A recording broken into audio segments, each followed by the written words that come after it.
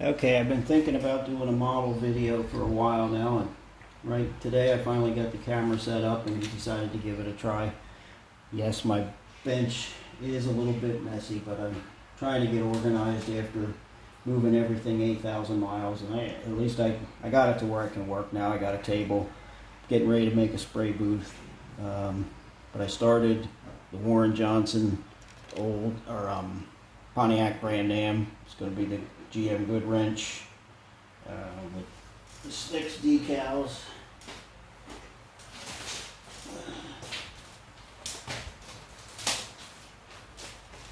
Yeah, it's going to be this version here with the fade paint, black and silver. Anyway, so I got it mocked up. I got the chassis underway. Didn't start the video early enough, but I always pin my floor pan or chassis to the body. That way it always goes back in the same spot. I have the rear suspension mocked up.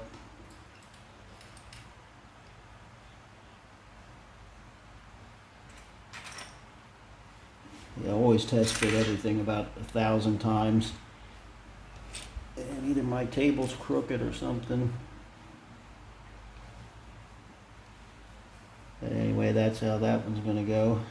A little bit more body work to do.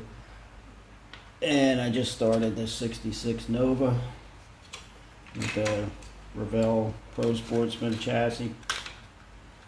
And I already have that drilled for pins.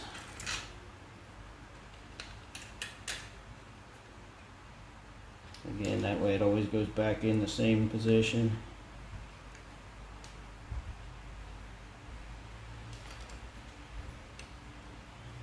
I'll be putting more pins in the front, but I just get the back done for now. And then I have the rear suspension mocked up so I can make sure the wheels are centered in the wheel openings. And it's going to be sitting low. Got some 3D printed wheels here that are really fragile.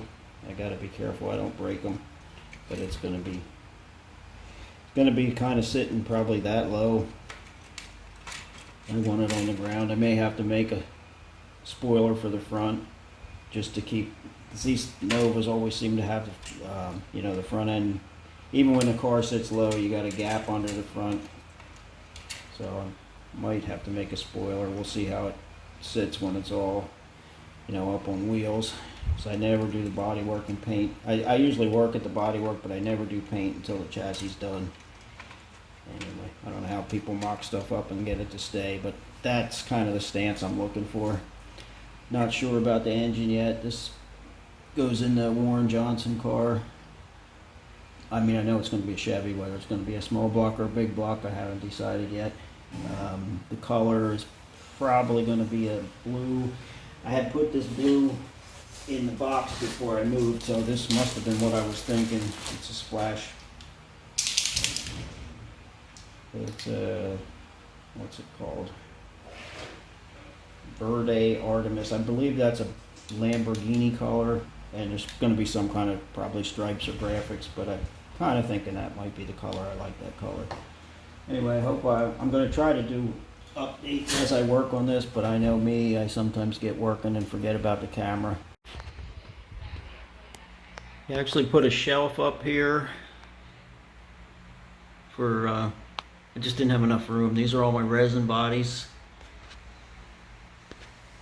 I think I might have a couple more yet, but I got some good flashpoint resin bodies, and I got the Future Attractions. He made the body for the Mega Ford, which I'm looking forward to doing. I already printed up some decals before I moved from America to Thailand, so they're in one of the boxes somewhere. This the Willys, this is a competition resin. Not sure what I'm going to do with that yet. I already made a Scotty Cannon once and sold it, but maybe I'll make another one. This flashpoint resin's Corvette's really warped. I'm going to try to straighten that with hot water. I've done it before. Hopefully it'll work. And then I got a 34 Willys from Mill City Replicas. Everybody does 33s, and I saw the 34 with the different hood louvers, sides, and I wanted to do one. I don't know what I don't know what I'm going to do with it, but I'm going to make something out of it. And while I was waiting for all my shipment of stuff, I bought a Mr. Hobby Volkswagen kit just for something to work on. So that was a experiment on paint. I used chrome spray can and then put Tamiya clear blue over top of it, about 5 coats. It came out okay. I mean, it's not bad. A little bit of modification. I lowered the whole car and narrowed the front tread width a little bit, but other than that, it's stock. And I'm making some surfboards to put up on the rack. And this is just my workbench here. I've been trying to get organized with these plastic drawer things, so I have everything labeled and can find what I'm looking for, which I still can't find what I'm looking for half the time. A couple small ones over there. I don't know what I was thinking with small ones, but I had rearranged it 3 or 4 times because everything was, the drawer got too full with what I have. I stocked up pretty good before I came here. And that one, I took a box here. I saw somebody else on YouTube did this with he used a plastic box, but these old medicine bottles are just double-sided tape stuck to the box, so I can stick my brushes and stuff in there. It's really hard to get organized for me anyway. Another plastic air compressor I got when I got here. Really nice. It holds air. I mean, this thing's been sitting for at least a week, and you can see it's still holding air. Now it's down. And my Mr. Hobby, I think it's Mr. Hobby, really nice airbrush. A P290, PS90, PS290. Yeah, I love this thing. Sprays real nice. And this plastic box I actually brought from America. Had it shipped in the boat. Have my paints and some bodies and tools and putty and glue. Never have enough room for everything, but I do the best I can. These are my projects. I usually work on 2 at a time, but it gets really cluttered when you have 2 at a time. I don't know how people do more than 2.